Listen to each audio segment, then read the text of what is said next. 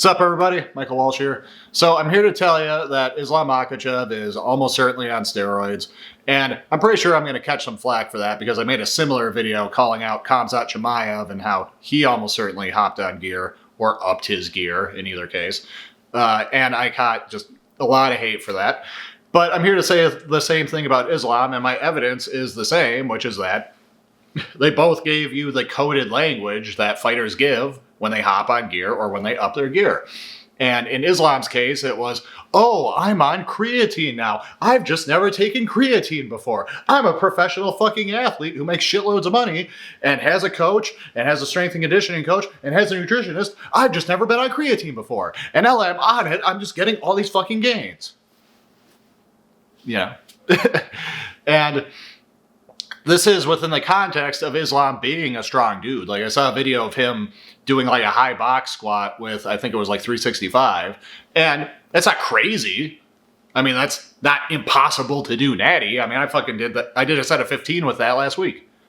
You know, and I'm natty, although I'm a little bigger than him. I'm sort of a welterweight, middleweight tweener, whereas he's like a big lightweight. But my point is, that's not undoable. But fighters, usually have terrible strength and conditioning programs, usually bad strength training programs. B, they're just like massively overtrained from all the combat sport shit they have to do that, you know, to a point where you can't expect them to recover very well for their weight training. So it's very difficult for these guys to be as strong as they could be in terms of the weight room. But Islam is a strong guy. You know, that number, 365 on the box squat, not bad. Not fucking bad at all. For a fighter, quite good. Quite above average, you know? And he appears very strong in his fights, you know? So for him to be that, and for him to move up a weight class, for him to be clearly trying to put on mass, and for there to be this narrative that he was kind of having trouble putting on mass, and now, now everything's fine because now he's on creatine. What do you think that means? Like, what do you think that means, people? You know, it's the same thing with Khamzat. He goes, he trains with the Russian wrestling team. You know, he's up at middleweight now. And, you know, to do a little sports history, just look into the Soviet Union and their history at the Olympics, their history of using PEDs at the Olympics and getting caught and getting in trouble for it. Just look into that. And he goes and trains with the Russian wrestling team. And he's going on and on about how, I've just never had a nutritionist. And there's this guy here who is like a scientist and a nutritionist, and he hands out all of these supplements to the fighters, and I've never taken vitamins before, and I'm a professional athlete, but now I have someone giving me vitamins, and I'm just doing so much better now. And it's like, I said in that video about him that this is just stupid coded language that says I'm on drugs now, or I'm upping my dosage, because it's the same thing you see with Hollywood actors. Like, what do you see? You see some twig, some actor who's like some string bean, and then he spends 6 months getting ready for a role, and suddenly he's ripped and jacked.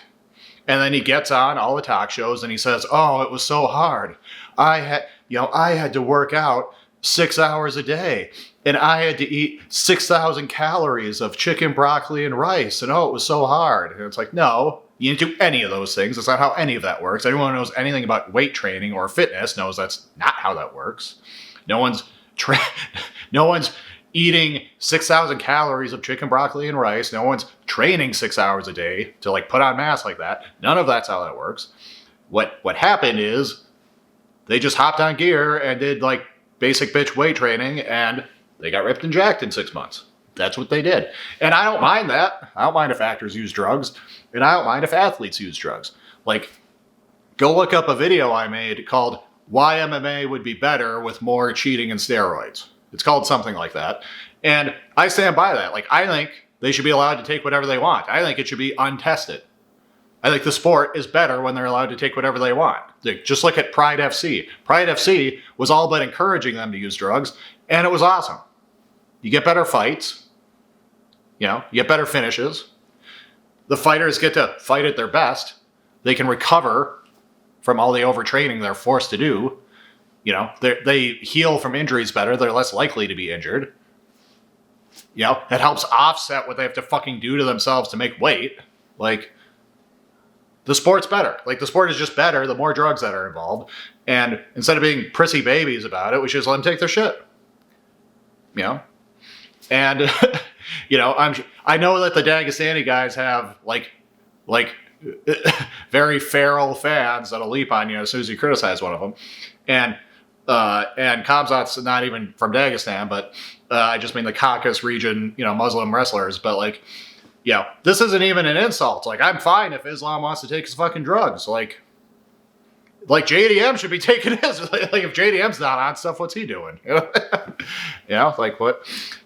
So don't take this as a criticism. You know, I think this is good. This is like, you know, if I'm gonna watch, you know, something that's, you know, might bill itself as the fight of the century, as Islam Makhachev going up fighting this, you know, very good welterweight champion and chasing GOAT status. If I'm going to watch that, if I'm going to tune in for that, I want to tune in knowing that the best possible version of Islam is going to show up. And the best possible version of Islam is on fucking gear, okay? Like, if I knew for a fact he wasn't on gear, that would lower my interest in the fight.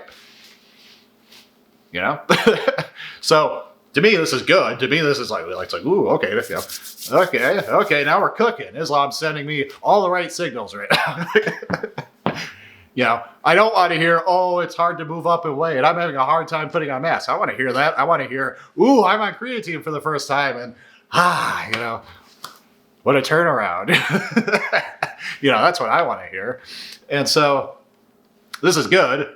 JDM, you better be on shit too, or, you know, you have only yourself to blame if you lose. You know, and, you know, and same with, like, you know, people got mad at me when I called out Khamzat for it. It's like, look at Drickus. Does he look like a guy who's not on gear? I mean, you know, and maybe he's not. Maybe he's just that genetically endowed. But if he's not, then he should get on it. Like, again, like, what if you're not on it? What are you doing? Like, you know, especially now, like, post USADA, you know, like, what, like, and if you live somewhere where you're less likely to be tested, like all the Caucasus dudes do, and like Drickus says, why aren't you using more? like, you know, so, again, I know most people don't share my view on this, you know, but I don't see what the fucking harm is. It's like, you know, if you know, and I don't want to just restate everything in my video about steroids and cheating, but, like, if you want the sport to be better, you got to let them take stuff. Okay? If you want less pullouts, you got to let them take stuff. If you want less guys missing weight, you got to let them take stuff. You know, if you just want to see better performances, you got to let them take stuff. If you want to see guys go up in weight, you got to let them take stuff. Okay? Just throwing that out there. So, and just don't be fooled by this. Don't be naive. Don't be naive about it. Don't hear, ooh, I'm a professional athlete who somehow knows how to cut as much weight as possible and do these, like, professional level weight cuts. Because as someone who's cut weight, it's fucking hard. You know, and to do it right, to do it at an elite level, takes some know-how. You don't just, like, wander into a sauna and cut the kind of weights that these people are cutting. You need to know your fucking shit. The idea that these people who can do that are just like, I've never taken vitamins before. I've never taken creatine before. And suddenly, those things are just fixing everything for me. I'm just doing, you know, my performance is just measurably up because of that, you know. This is not serious, okay? This is just what actors say on Jimmy Kimmel when they hop on gear for a superhero movie. It's the same thing. And you don't have to fall for it. And I'm not saying they have to be open about it. I'm not saying because I get it. It's still officially against the rules. They're officially not supposed to take it. I don't expect them to tell us they're taking it.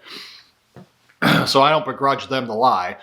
And I don't even really begrudge the actors in Hollywood for it that much, because even it's like they got their own image to worry about, and they've got to worry about the fact that ordinary people have weird anti-steroid stances, and even an actor who's doing no harm by taking some fucking gear, it's probably the healthiest drug they're taking.